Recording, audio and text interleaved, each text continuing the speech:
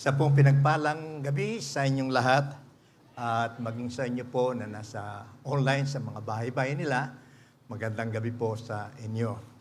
At nakita ko po na meron tayong mga kaibigan, mga panauhin, na ang ilan po sa kanila ay nagnanasa na makapagbigay ng paglilingkod sa atin pong mga community. Alam po niyo yung pong yung pong magnasa na maglingkod ay isang marangal na gawain.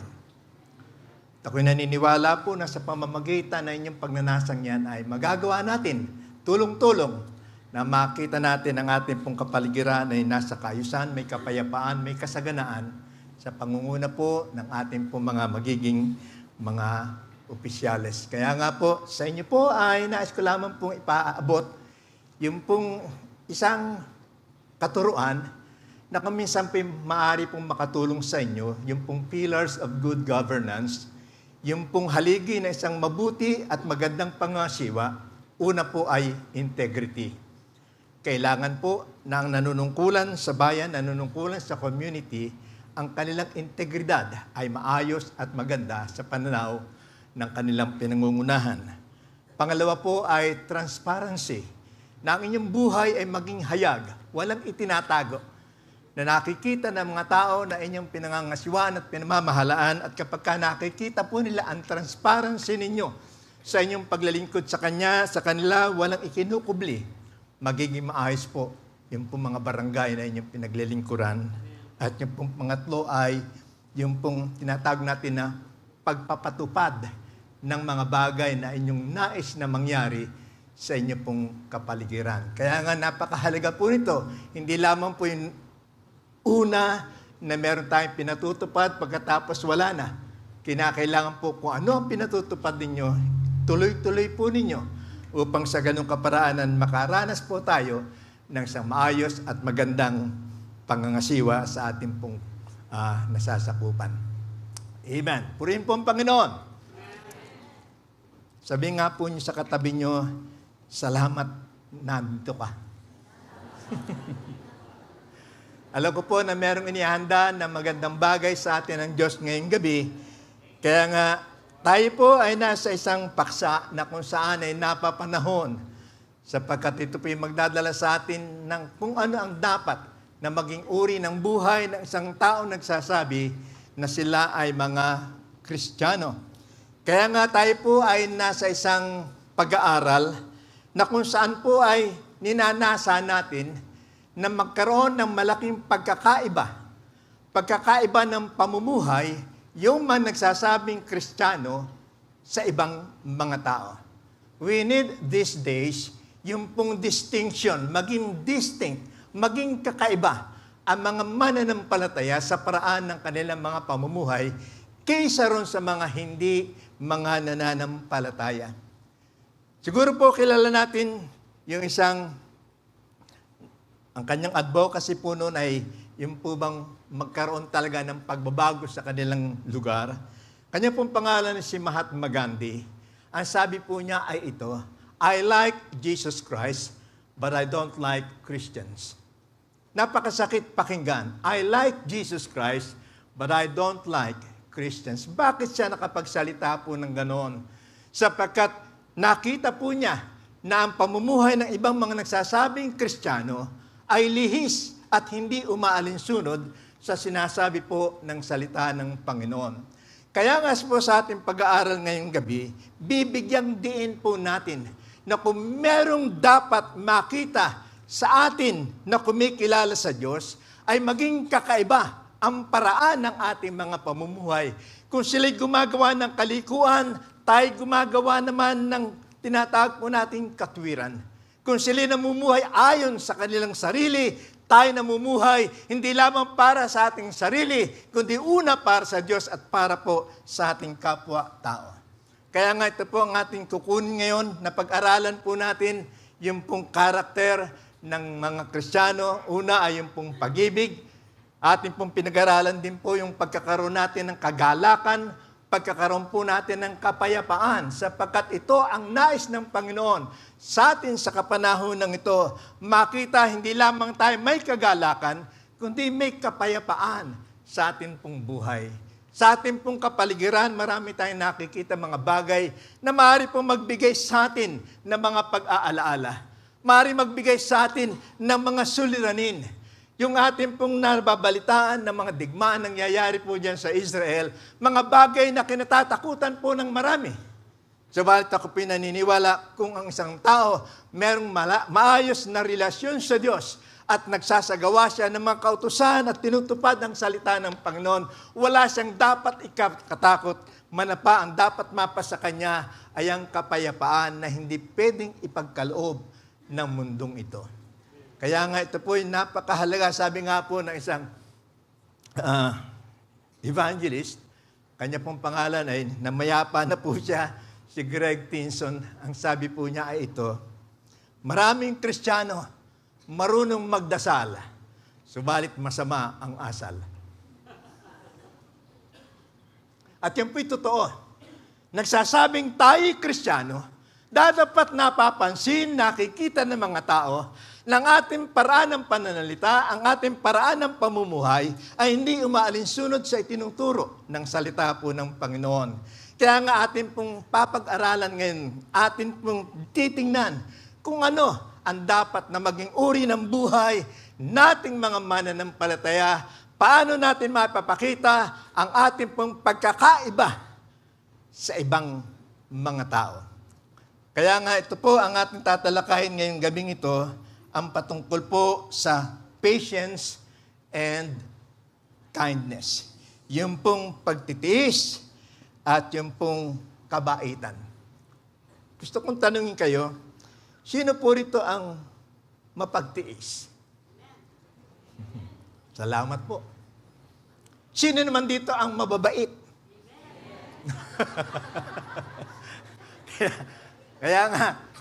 Kaya nga mahalaga pong pag-aralan natin sapagkat maraming mga tao, alam po ba nyo na maraming mababait na tao na pupunta pa rin sa impyerno?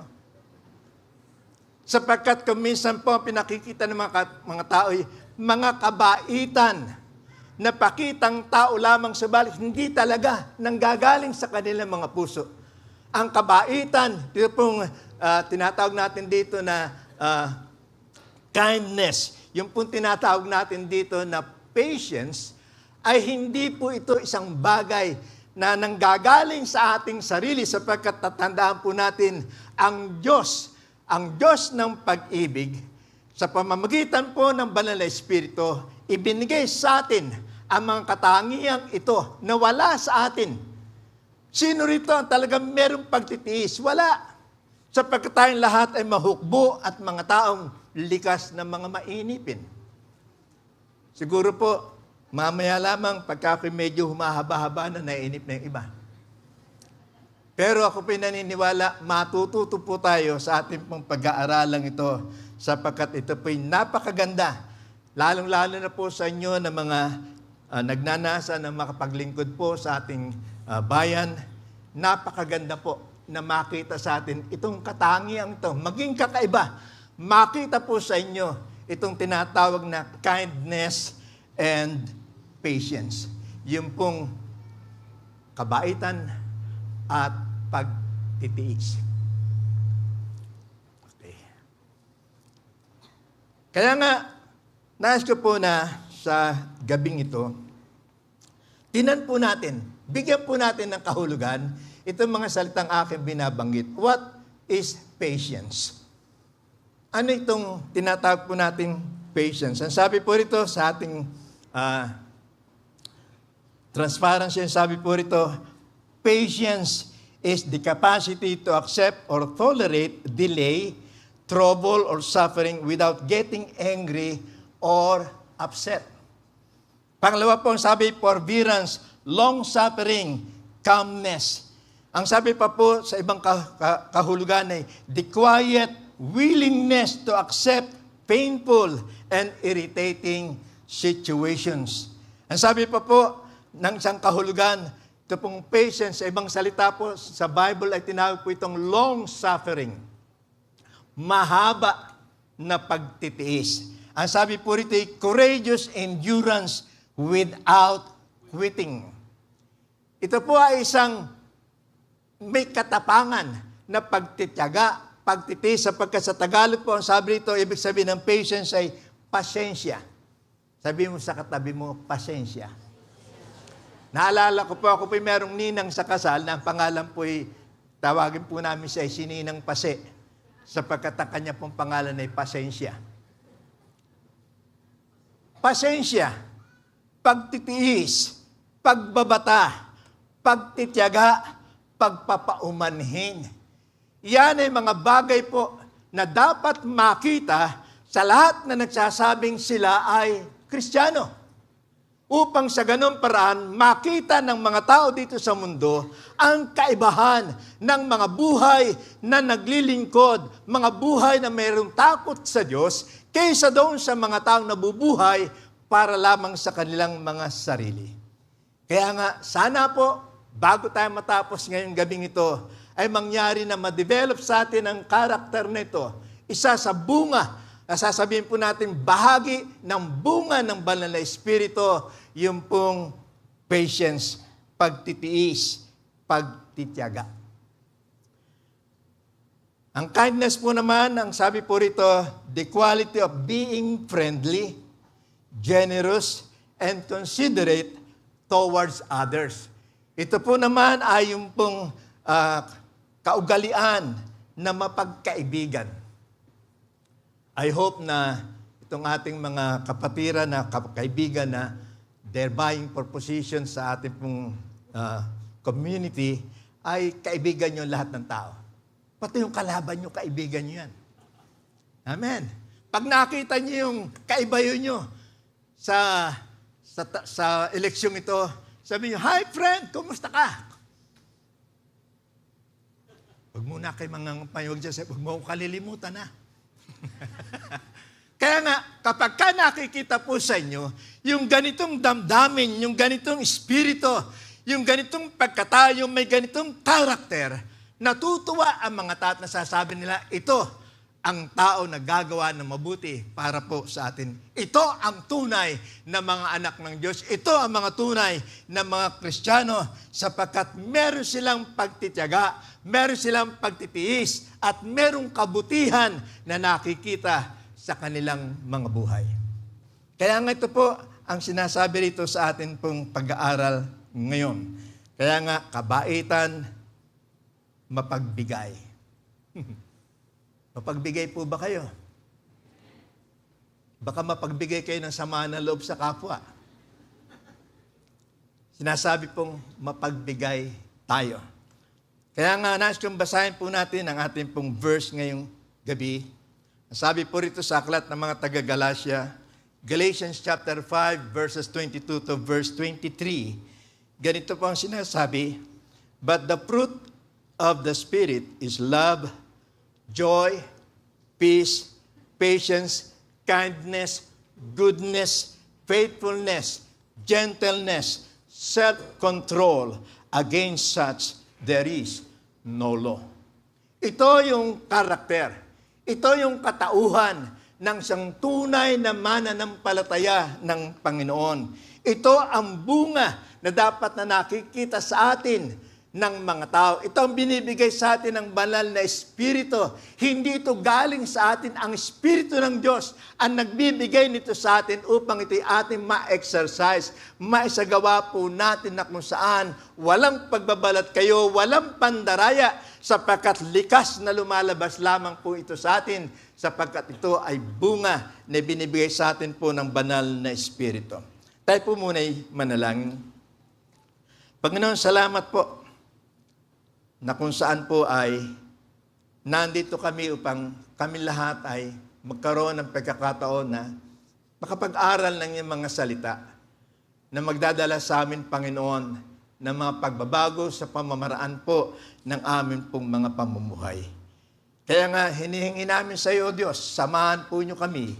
Ikaw po ang siyang umantabay sa kabuuan po ng aming gawain sa gabing ito. Sa pangalan po ni Jesus itong aming dalangin. Amen.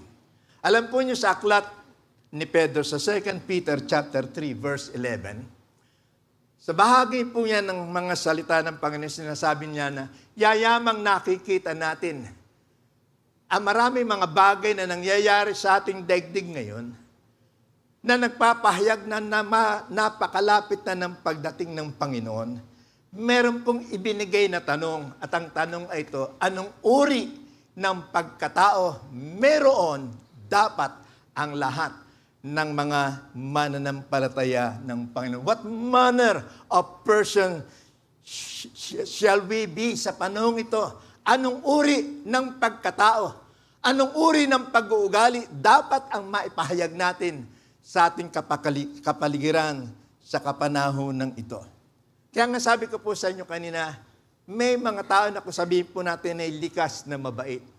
Sapagkat ang sabi nila, mabait ako, hindi naman ako pumapatay ng tao, hindi naman ako nandadaya, hindi naman ako nang aapi ng aking kapwa. Tumutulong ako sa aking kapwa, sa mga nangangailangan.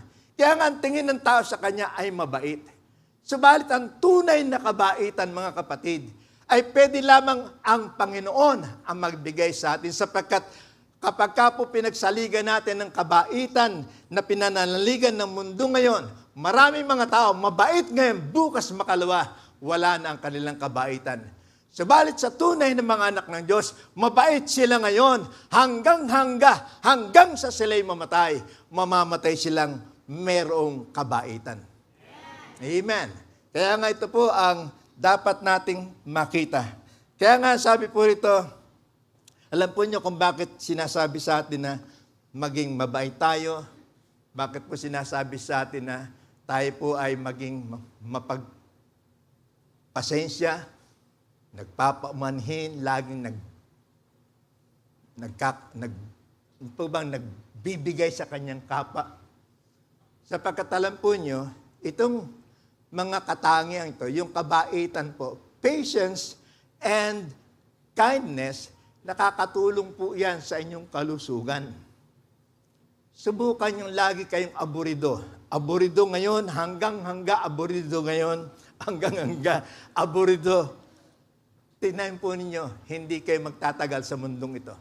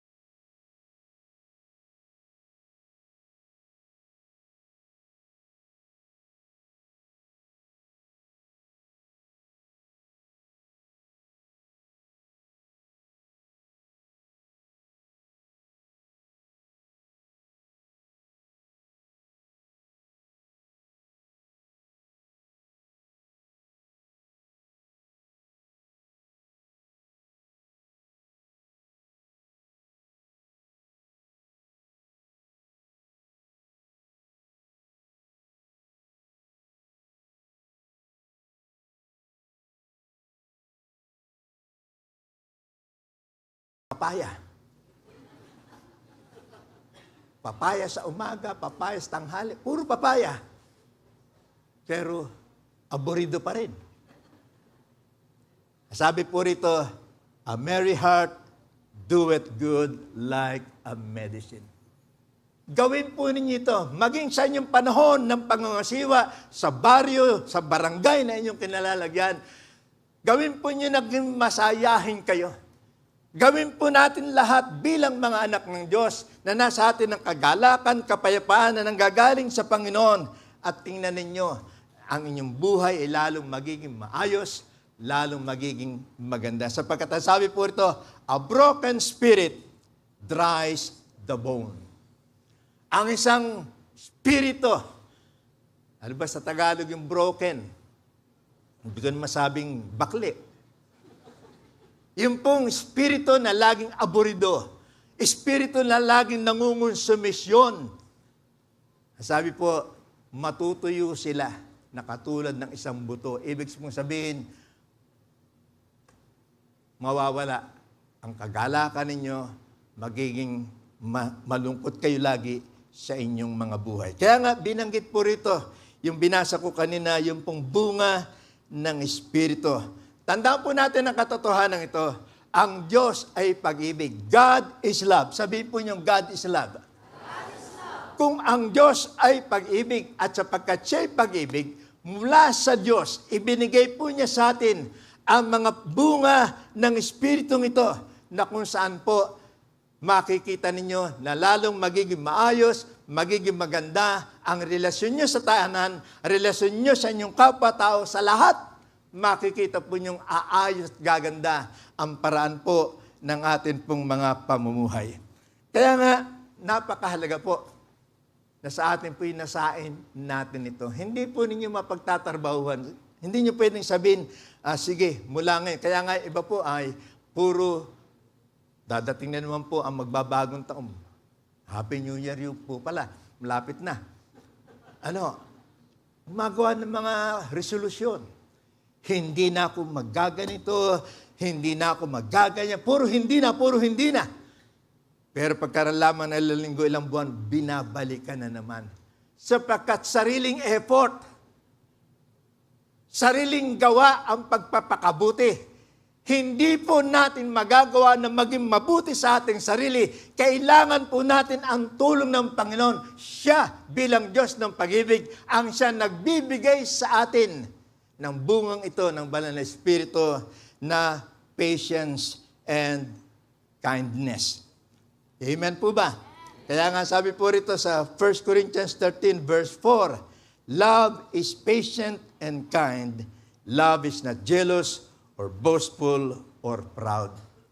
Kaya nga, sinabi natin, God is love, sapagkat ang uri ng pag-ibig na binibigay sa atin ng Panginoon ay matyaga, patient, matiisin. Napagtitiisan po ba yung katabi nyo? Kailangan po, sapagkat kung hindi tayo magmamana ng buhay na walang hanggan. Kahit, sabi nga nyo sa katabi nyo itong salita to, mahal kita. Duktungan nyo. Sabihin sa kanya, mahal kita kahit ganyan ka. Yan. Kahit ano pang sabihin mo sa akin, kahit pang ginagawa mo sa akin, basta mahal kita. At yun po'y bunga ng Espiritu na ibinibigay sa atin. Mahal kita, kahit hindi mo ako binoto. Yun po, sapagkat dito nakikita yung katotohanan na ang nananahanan sa atin ay hindi yung pag-ibig na alam ng tao, kundi pag-ibig na ibinigay sa atin ng atin pong Panginoon. Kaya nga sabi po rito sa ating aralin, we are distinct from the world because the Holy Spirit has given us patience and kindness towards difficult people. Tayo po ay nagiging kaiba sa mundong ito sapagkat ang Banal na Espiritu ibinigay sa atin ang pagtitiis at ang kabutihan tungo sa mga taong mahirap pakisamahan. Nakasampung na po ba kayo ng mga difficult people? Taong kahit ano yatang gawin nyo, hindi masaya sa inyo. Ginagawa mo ng pinakamabuti mo, masungit pa rin sa iyo. Yan po tinatawag na difficult people. May nangingiti, meron po. Nasa bahay, iniwanan ko eh. Napupuno na ako sa kanya kung ano-ano pinsasabi. Yeah. Pero ang sabi po rito, patience and kindness, ano po rito, ay meron tayong magandang pakikitungo pa rin sa ganitong uri ng mga tao. Kaya nga, hindi lamang po tayo dapat maging magiliw doon sa mga taong mahal natin. Hindi lamang po tayo dapat gumagawa ng mga bagay na mabuti doon sa mga taong gumagawa ng mabuti sa atin. Maging sa mga taong mahirap pakisamahan, maging sa mga taong mahirap pakitunguhan sa pamamagitan ng pag-ibig, sa pamamagitan ng pagtitiyaga at pagtitiis na binigay sa atin ng Panginoon, magagawa pa rin po natin silang pakisamahan. Amen.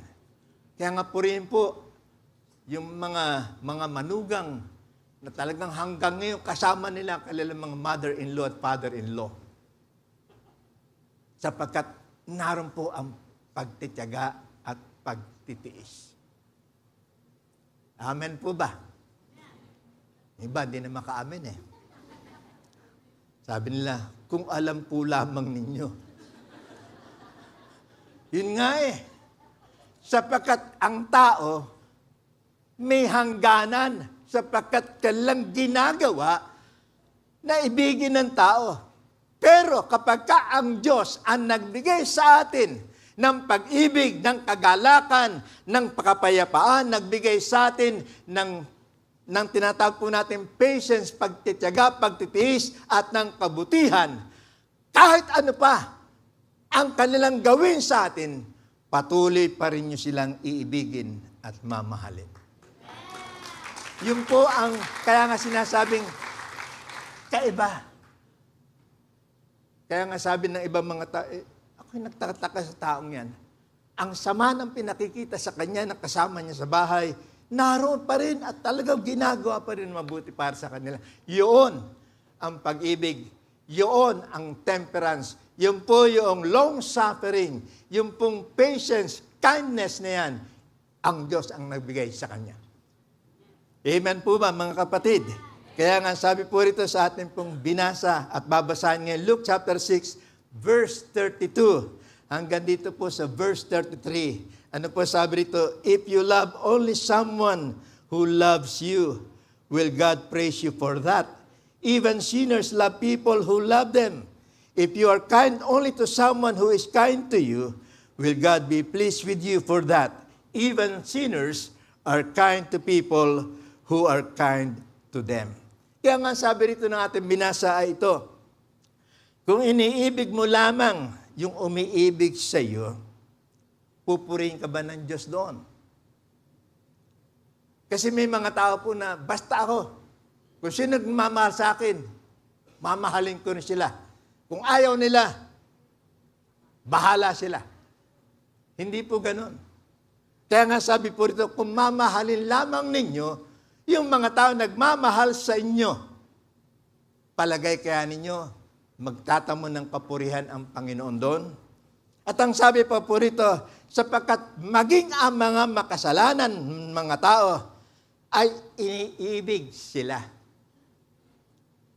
At binanggit po rito, kung iibigin lamang ninyo, yung katulad ninyo, makakaroon ba ng kagalakan ang Panginoon doon? Kaya nga ang turo po dito sa atin, pati mga difficult people po, matuto nating pagtiisan, matuto po nating ibigin, at matuto tayong magpakita ng kabaitan sa kanila. Bakit po? Sa Old Testament po, iba ang batas nila noon. Sa Old Testament po, the law in the Old Testament is this: eye for an eye, tooth for a tooth. Ngipin sa ngipin, mata sa mata. Kung anong ginawa mo sa akin, gagawin ko rin sa iyo. Sa panahon ng Old Testament, meron pong revenge. May pagganti, may paghihiganti. Dapat sa bagong tipan po, sa kautusan ng Panginoon sa atin sa kasalukuyan, hindi po ganon.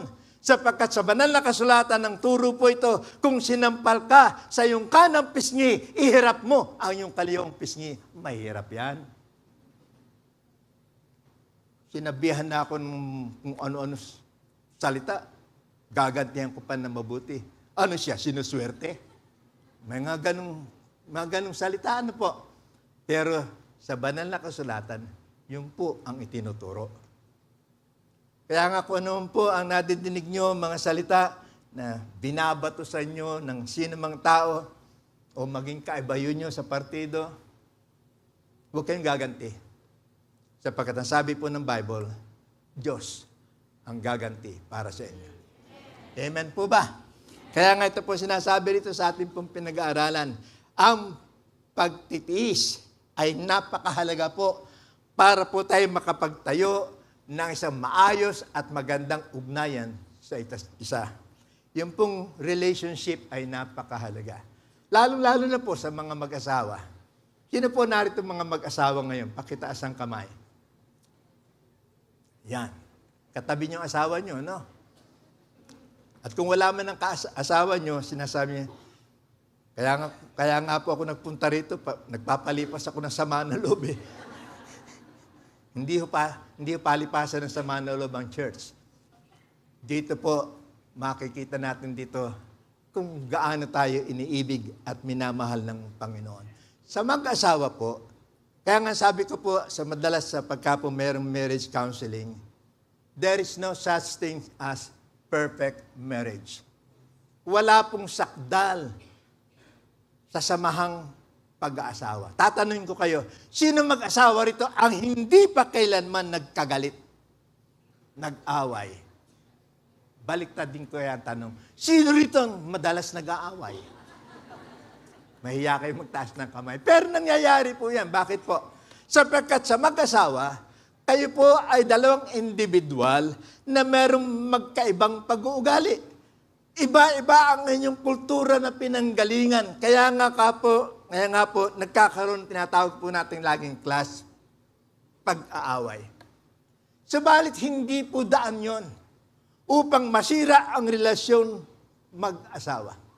Sapagkat kung matututo po ang mga mag-asawa sa kasalukuyan ng practice po nila yung pag-ibig, ganilang gawin yung tinatawag po natin pinag-aaralan ditong patience, yung po tinatawag natin ditong kindness, unti-unti po yung lumalaking gawak ng kanilang pagsasama, unti-unti po magiging malapit yan sa isa't isa hanggang sa sila'y lumalakad. Everyday sama pumunta, laging holding hands.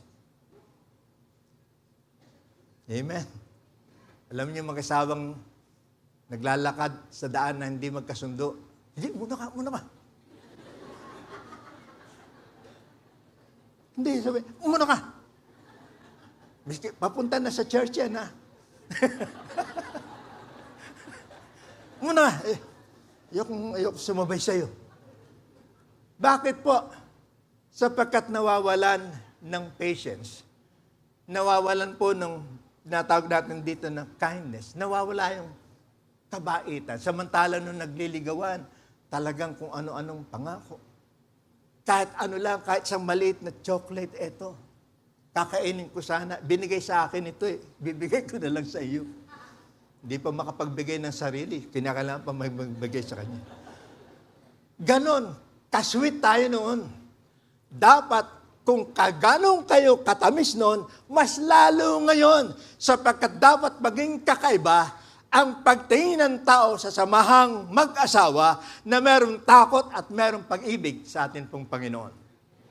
Kaya nga po, simulan ninyo, hindi pa naman huli, pagandahin po ninyo ang inyong pagsasamang mag-asawa sapagkat ito pong patience ay napakahalaga po para makapagtayo kayo ng magandang relasyon sa isa't isa.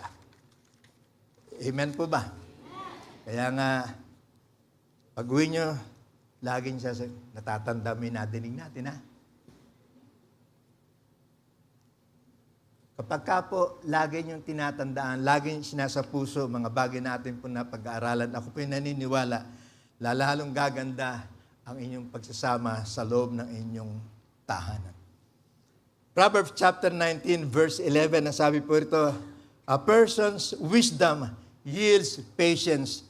It is to one's glory to overlook an offense. Ang isang tao, ang sabi po ito, yung karunungan ng isang tao ay naghahatid, nagbibigay ng pagtitiis. Sa makatwid, ang ibig sabihin dito ng sumulat, wala kang karunungan, kundi kang marunong magtiis. Sapagkat sabi rito, ang karunungan ng tao ay naghahatid at nagbibigay ng pagtitiyaga at pagtitiis. Nabanggit ko po sa amin pong pagsasama-samang pag-aaral nito noong pong nakaraang Biyernes. Kapag ka po kami mag-asawa ay pupunta sa mall, naghahanap na po ako ng upuan, na aking uupuan. Kasi hindi ko po kaya yung kaya niya. Yung pong iikutin ng lahat ng ikot ng ikot, ay Ako'y walang tiyaga sa ganun, ikot ng ikot na wala namang bibilhin.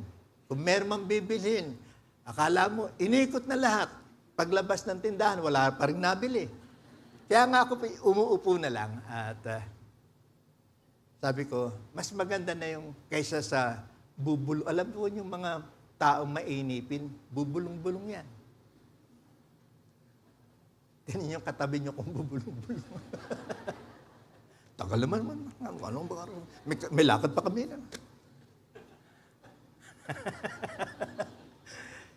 Ngayon po, ang sabi rito, yung pong karunungan ng tao, nanganganak yan ng pagtitiyaga. Kaya nga, natututo po tayo, we gain wisdom tonight, we gain knowledge on what we've been hearing dito po sa ating mga katuruan ngayong gabi, dapat manganak yan ng mga pagtitiyaga at pagtitiis sa atin pong mga buhay. Kaya nga, sabi po rito, ito ay, pag meron ka nito, hindi mo na natin nakikita yung pong kamalian. Sapagkat sabi po ng Biblia, ang tunay na pag-ibig ay nagtatakip ng karamihang kasalanan. Pag mahal mo ang isang tao, hindi mo minamagnify yung kasalanang nagawa niya. Hindi mo pinalalaki yung kamali ang nagawa niya. Kundi nangyayari dahil mahal mo siya, anuman ang naging kamalian niya, natatakpan ng pag-ibig na galing sa Diyos. At kung natatakpan yan, walang away. Di po ba?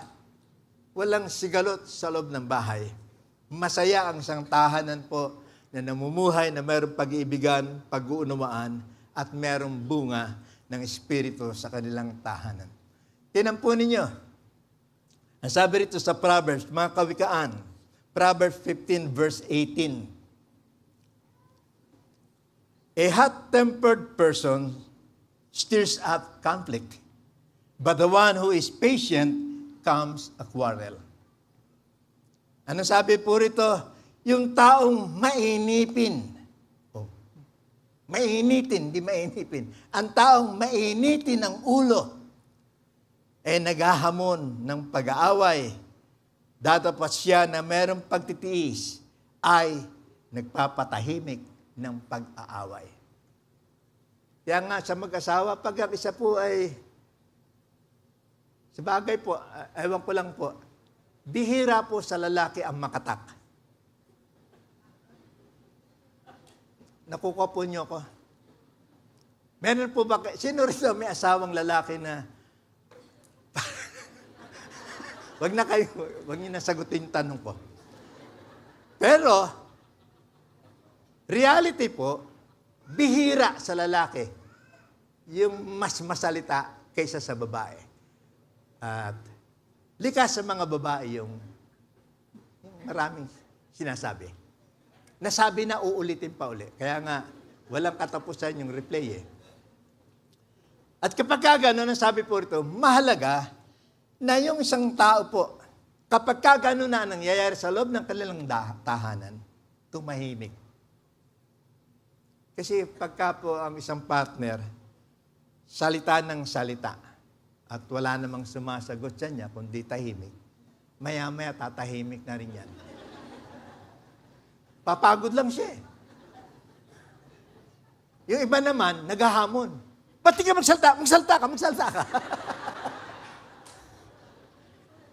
Tahimik na nga, hinahamon pa.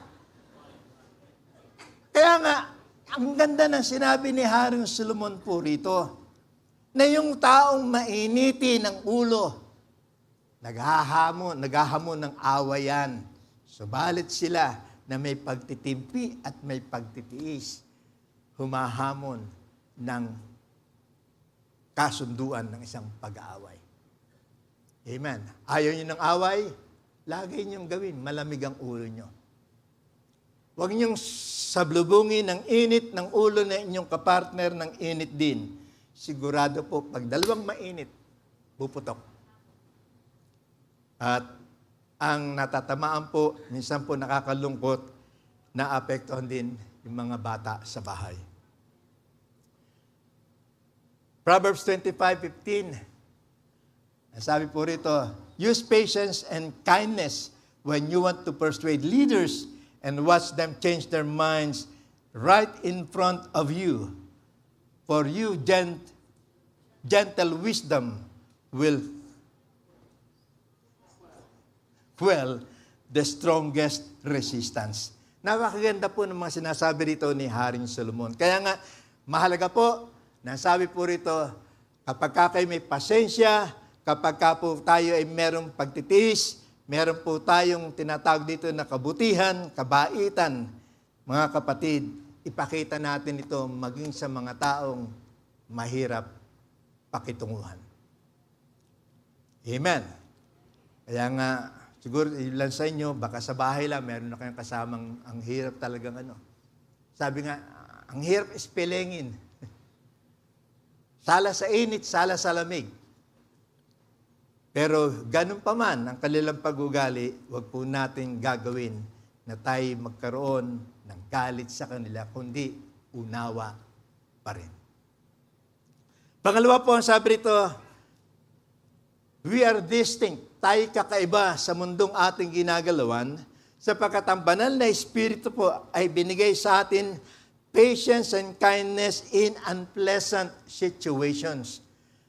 Tayo binigyan ng Panginoon ng pagtitiyaga, binigyan ng Panginoon ng kabutihan, hindi lamang po sa mga taong mahirap pakisamahan, kundi maging sa mga panahon na kung saan po hindi natin gusto. Pag sinabi pong unpleasant situation, mga pagkakataon na kung saan hindi natin ninanasa, hindi natin ginugusto.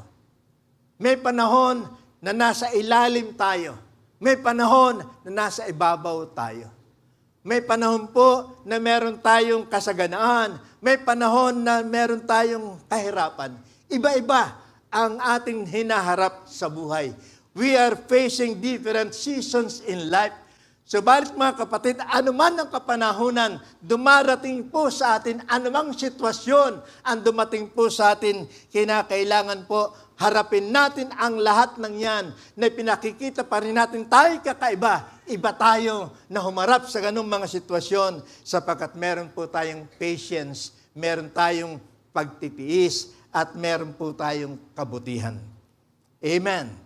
Kaya nga ito po ang sabi rito sa Romans chapter 12, verse 12, be happy of the hope that is in you. Be patient when you have trouble. Pray all the time. Hindi lahat ng pagkakataon maganda ang buhay natin. Hindi lahat ng pagkakataon po nasa itaas tayo. May mga pagkakataon daranas tayo ng iba't ibang mga bagyo sa atin pong buhay. Subalit mga kapatid, salamat po sa Banal na Espiritu na binigyan tayo ng kakayahan sa pamamagitan po nitong pagtitiis, sa pamamagitan ng pagtitiyaga, sa pamamagitan po ng kabutihan na harapin ang lahat ng uri ng sitwasyon na yan sapagkat kailanman hindi tayo pababayaan sa sabi ng salita ng Diyos, narito, hindi kita iiwan, hindi kita pababayaan. Yan ang salita ng Panginoon sa atin. Kaya nga ito po napakahalaga, mga kapatid. Alam po ninyo, dito po sa banal na kasulatan, sa Old Testament po, alam po natin yung kasaysayan kung paanong sa pamamagitan po ni Moises, inilabas niya ang bansang Israel mula sa Egypt hanggang patungo po ron sa lupang pangako.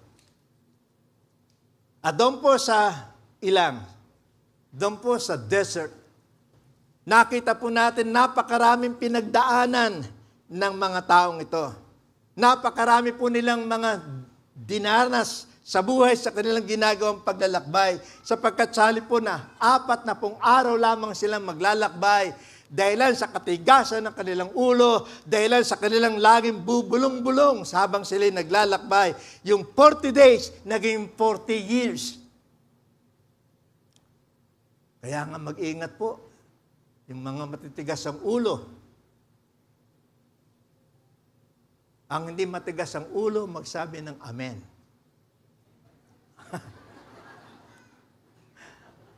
Matigas ang ulo. Alam po niyo, sa katigasan ng ulo ng bansang Israel, dumana sila ng maraming mga kahirapan. Ganun pa man, napakahalaga po na matutunan natin ito. Dahil po sa kanilang mga palaging pagbubulong-bulong. Na habang sila naglalakbay, sinasabi nila, Moises, dinala mo ba kami rito sa ilang para mamatay lamang? Ibalik mo na kami sa Ehipto. Samantalang ang sabi ng Diyos, dadaling ko kayo sa lupang pangako na binubukalan ng sinasabi po ito ng gatas at ng honey. Dadaling ko kayo sa isang lupain na masagana. Subalit anong sabi ng bansang Israel? Pagod na kami. Nahihirapan na kami, mga kapatid. Anuman ang lakbayin ninyo sa kasalukuyan, huwag kayong hihinto, huwag kayong titigil, sapagkat may magandang pangako ang Panginoon sa inyo. Magkaroon tayo ng pagtitiis, pagtitiyaga sa lahat ng sitwasyon na dumarating po sa ating buhay. Meron pong nakalaang magandang pangako ang Panginoon sa atin. At dahilan po sa ginawang ito ng bansang Israel na lagi sila nagko-complain, wala na silang ginawa kundi magreklamo. Marami po sa kanila nangamatay sa ilang. Pinarusahan sila ng Panginoon. Kaya mag-ingat po tayo sa ating buhay. Sa halip na tayo po'y nagrereklamo, sa halip na tayo po'y kung ano-ano sinasabi natin, minsan po sa ating pong mga pananalita, sinasabi natin, maganda sana ang buhay Kristiyano. Kaya lang, ayun. Pag nilagyan nyo ng kaya lang, hindi na maganda ang takbo nun. Yung Kapampangan po, mayaping maging Kristiyano, Oning. Pumasok na naman si Sister Oning. Kaya nga, ano nangyayari po sa atin? Dahil sa karereklamo natin, ayun, ang buhay po natin kung saan-saan tumutungo. Kaya nga, ang hamon ko po sa inyo mga kapatid, huwag tayong, sabi rito sa verse 9, babasahin ko lamang po sa 1 Corinthians chapter 10, verse 9 hanggang verse 11. Ang sabi po rito, don't grumble as some of them did. Ang tinutukoy po rito, yung Israelita, huwag kayong laging nagmamaktol, huwag kayong laging nagrereklamo na katulad ng ginawa nila. Then were destroyed by the angel of death. These things happened to them as example for us. They were written down to warn us who live at the end of the age. Yung pong mga salitang ito, pinakikita sa atin ngayon upang maging babala, to serve as a warning in order for us not to grumble, not to complain. In any circumstances, situations in life, be sure, kahit anong mangyari, tandaan po natin sigurado, hindi kayo at hindi tayo pababayaan ng Panginoon. I've been in the ministry, siguro po, mga mahigit na 50 taon na akong nasa ministry. Within that 50 years, hindi ko po naranasang pinabayaan kami ng Panginoon. Ang Diyos ay tapat sa kanyang mga pangako. God is not a man that He should lie. Ang Diyos ay hindi tao na magsisinungaling. Kung ang sinabi ng Diyos, kung anong kanyang sinabi, gagawin niya. Siya'y tapat. Kaya nga, ang sabi po ng isang kawikaan, ang Kristiyanong tapat, sapat sa lahat ng bagay. Hindi tayo pagkukulangin ng atin pong Panginoon. Pangatlo po, ang sabi po rito, sa ating pong pinag-aaralan, we are distinct from the world. Tayo kakaiba sa mga tao dito sa mundo because the Holy Spirit has given us patience and kindness in waiting upon the Lord. Sapagkat tayo pinagkalooban ng banal na Espiritu ng pagtitiyaga, pagtitiis at kabutihan sa ating ginagawang paghihintay sa Panginoon. Now, the waiting upon the Lord here is not just yung pong paghihintay sa kanyang muling pagbabalik. At nais ko po lamang bigyan kayo ng pananaw na yun nangyayari po sa Israel ngayon, yung digmaan dyan. Yan po ay isa sa palatandaan, malapit nang dumating ang Panginoon. Yung tinatawag ng mundo ng paghuhukom, malapit na po. Sapagkat yan pong nangyayari ngayon sa ating kapaligiran, yung mga lindol, yung mga baha, yung mga digma na yan, mga palatandaan na malapit na dumating ang ating pong Panginoon. Kaya nga sabi po rito, dahil sa siya'y malapit na dumating, kinakailangan po maghintay tayo na may pagtitiyaga, may kabutihan sa ating mga puso, sapagkat kung hindi, mapapahamak po tayo. Yung waiting upon the Lord is not merely on sa second coming po ito, kundi yung pong paghihintay sa Panginoon ay yung pong paglalagay natin ng lahat ng bagay sa Kanya. Ano man ang inyong ninanasa, ano man ang inyong ninanais sa buhay, huwag niyong gawin sa sarili niyong gawa, huwag niyong gawin sa inyong sariling pamamaraan. Hintayin ninyo kung ano ang ituturo sa atin ng Panginoon. Marami po, at ito po sinasabi natin sa mga kabataan natin dito sa church, kung kayo magsisipag-asawa, hintayin nyo ang kalooban ng Diyos sa inyo. Amen, mga young people. Yung iba hindi nakapaghintay. Kaya nga ngayon, nagkakaroon sila ng problema. Ang asawa nila, laban sa kanilang pananampalataya. Bakit po? Hindi natutong maghintay. Anumang bagay, isanggunin nyo sa Panginoon at hintay ninyo kung ano ang kanyang kalooban sa inyong buhay. Ang sabi ito sa Romans chapter 8, verse 25, "But if we hope for what we do not yet have, we wait for it patiently." Kung tayo merong pag-asa sa mga bagay na wala pa sa atin, sino po rito ang sa kanilang buhay ay meron silang mga hinihintay? May pag-asa na darating din ang panahon, makakapunta rin ako sa ibang bansa. Sino ang gustong pumunta ng Israel ngayon? Sabi na iba, makapunta lang ako sa Israel. Hindi baling mamatay na ako. Ngayon siya pumunta ron, siguro patay siya. Kaya nga, ito po, hindi man natin nakikita pa yung pinagdadasal natin. Kaya nga sa inyo po ng mga candidates, wala pa. Hindi pa nyo nakikita, pero may pag-asa. At ang sabi po rito, ng ating pong binasa, if we hope for what we do not yet have, kung tayo nagkakaroon ng pag-asa sa mga bagay na wala pa sa atin, pero iniintay na natin na merong pagtitiyaga. Napakaganda ng mga salita at pangako po sa atin ng Panginoon. Kaya nga ito ay tandaan po natin na meron pong gantimpala sa marunong maghintay sa atin pong Panginoon. Natatandaan ko po yung isang mananampalataya. Dahil po siya ay kulang sa pasensya, talagang dinadalangin niya, Panginoon, sana magkaroon ako ng pasensya. Lumapit po siya sa altar, nanalangin, lumuhod. At time-time siyang nananalangin at ang sabi niya ay ito, Lord, give me patience right now. Nakita niya yung patience niya. Panginoon, bigyan mo ko ng pasensya. Ngayon din. Akala niya yung pasensya parang mamuna ibibigay lang sa kanya. Ang pasensya po, dinidevelop yan. Hindi natin kayang i-develop yan. Banal na Espiritu ang tutulong sa atin para malinang, para po maging makatotohanan yung tunay na pagtitiyaga at pagtitiis na pinangako ng Panginoon sa atin.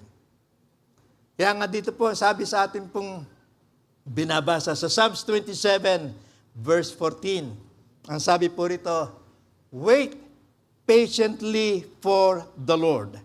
Be brave and courageous. Yes, wait patiently for the Lord. Maghintay po tayo. Kung ano man ang ating pong idinadalangin, ano man ang ating ninanasa sa ating pong buhay, hintayin po natin kung ano ang katugunan ng Panginoon. Huwag nating uunahan ang Diyos. Amen.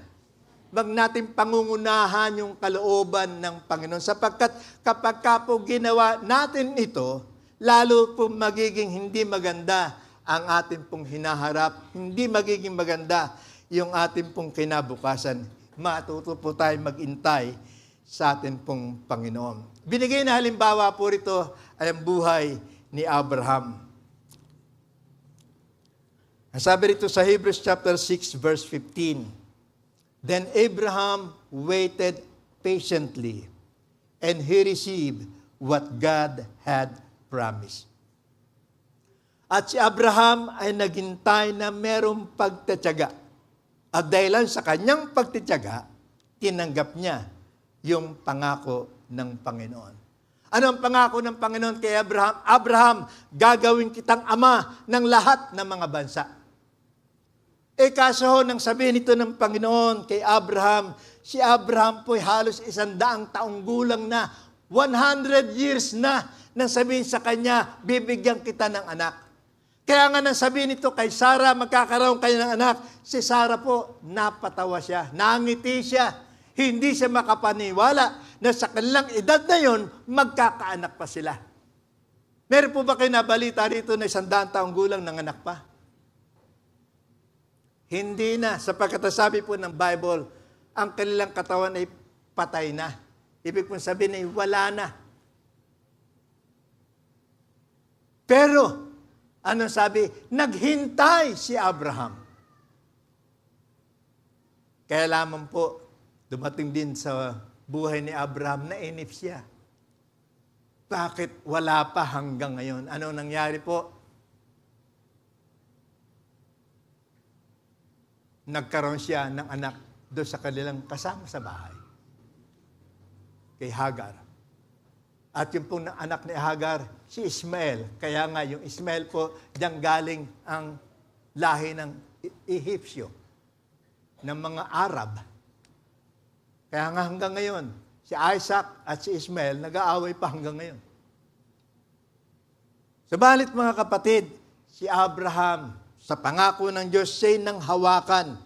At nakita po natin, dahilan po sa kanyang paghihintay, binigay ng Panginoon ang kanyang pangako, ibinigay sa kanila yung anak ng pangako na walang iba kundi si Isaac.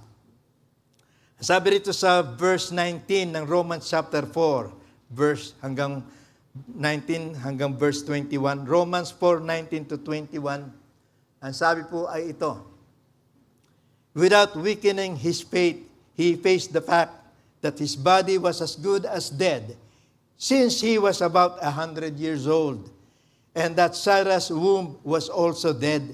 Yet he did not waver through unbelief regarding the promise of God, but was strengthened in his faith and gave glory to God, being fully persuaded that God had power to do what He had promised.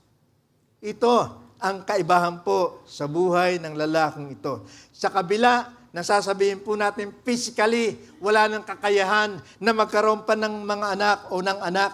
Subalit ang maganda pong sinabi rito sa talatang ating binasa, ganun pa man, he did not waver, hindi siya nanghina, hindi siya tumalikod sa kanyang pananampalataya. Hindi siya nagkaroon ng unbelief. Hindi siya nagkaroon ng alinlangan. Kundi ang sabi po rito, dahilan po sa pangako ng Panginoon, lalong tumatag ang kanyang pananampalataya at ito'y nagbigay kapurihan sa ating pong Panginoon. Ang ganda po na sinabi rito sa verse 21, being fully persuaded. Ngayong gabi, kay hubay buong buo na naakit na, buong buo na nahikayat na kapag ka merong patience, kapag ka merong kindness, kapag ka merong love, may peace, may joy, ibibigay ng Diyos ang pinangako sa inyo. If you're not fully persuaded, then you are wavering in your faith. Hindi ka nagkakaroon ng pananampalataya kung magkakaganon, ang pangako ng Diyos hindi mapapasayo. Sapagkat ang mga pangako ng Panginoon ay para lamang doon sa nanatili na nang hawakan sa kanyang mga salita. Kaya nga ito po mga kapatid, ang tinuturo sa atin. Sa Isaiah chapter 40 verse 31, dito po tayo magtatapos. But those who are waiting for the Lord will have new strength. Sila na marunong maghintay sa Panginoon. Sila na marunong maghintay sa anumang ipagagawa, sa anumang sasabihin ng Panginoon, ay magkakaroon ng lakas na katulad ng isang agila na papailan lang sa himpapawid. Magkakaroon kayo ng bagong kalakasan, magkakaroon kayo ng panibagong sigla kapag ka natutunan yung hintayin ang kalooban ng Panginoon sa inyong mga buhay. Kaya nga, sabi rito sa ating aralin, patience requires the willingness and determination to wait. Kaya nga matuto po tayo na maghintay sa atin pong Panginoon. Kaya sa atin pong pag-aaral, ang sabi po rito, patience and kindness, o believers' patience and kindness, ang sabi po rito, mapapasa atin, magiging kaiba po tayo kapag ka po tayo nagkaroon ng patience and kindness towards difficult people, patience and kindness in unpleasant situations, patience and kindness in waiting upon the Lord. Kaya nga, mga kapatid, ang hamon ko sa inyo, huwag po kayong mapapagod. Huwag po kayong maiinip. Matuto po tayong maghintay sa anumang bagay na ipagkakaloob at ibibigay sa atin ng Panginoon. Ang sabi po dito sa aklat po ng Ecclesiastes verse 8 to verse 9 ng chapter 7, paalala po ito sa ating lahat. Finishing is better than starting. Patience is better than pride. Mas mabuti ang nagtatapos kaysa sa pasimula. Sapagkat hindi tinitingnan ng tao kung paano ka nagpasimula, kundi ang tinitingnan ng tao ay kung paano mo tinapos ang iyong pinasimulan. Kayo na mga manunungkulan sa kalooban ng Diyos sa darating na panahon, hindi titingnan ng tao ang inyong pinasimulan. Ang titingnan ng tao ay kung paano nyo tinapos ang inyong pinasimulan. At sana ang aming dalangin ko para sa ating lahat na narito ngayong gabi, hindi lamang tayo maganda na magpapasimula, kundi gagawin po natin, tatapusin natin na may kaayusan ang lahat ng ating pinasimulan sa kapurihan at kaluwalhatian ng Panginoon. Muli, paalala po sa verse 9, control your temper, for anger levels you as a fool. Maliwanag po yan. Pigilan ninyo ang inyong mga sarili. Sapagkat ang sabi po rito, yung galit ay bibigyan kayo ng tatak ng pagiging isang mangmang. Kaya yung laging galit, ang sabi po, tingin sa inyo, mangmang kayo. Dahil po ron, inyong pigilin ang galit na nasa sa atin. Kung ano man ang galit na nanito, hayaan natin ito'y palitan ng pag-ibig, kagalakan at kapayapaan ng ating pong Panginoon. Amen. Kaya nga, maging mapagpasensya. Sabi mo sa katabi mo, maging mapagpasensya ka. Sumagot ka, ikaw din, kamo. Ikaw din, hindi lang ako, ikaw din. At kung magkakaganon, gagawin po natin yan sa lahat ng kapanahonan ng ating mga buhay. Titiyakin ko sa inyo, lalo kayong pagpapalain, lalo kayong tutulungan ng ating pong Panginoon. Amen. Kaya nga, sana po, itong ating napag-aralan ngayong gabi, ay hindi lamang natin nadinig, kundi tumimong sa ating puso, tumatak sa ating mga kaisipan, upang makita natin kung paano natin magagawa na mamuhay na kakaiba, distinct from other people, sapagkat meron tayo na wala sila. At anong meron tayo? Yung pong ibinigay sa atin na bunga ng Espiritu. Tayo po lahat ay tumayo.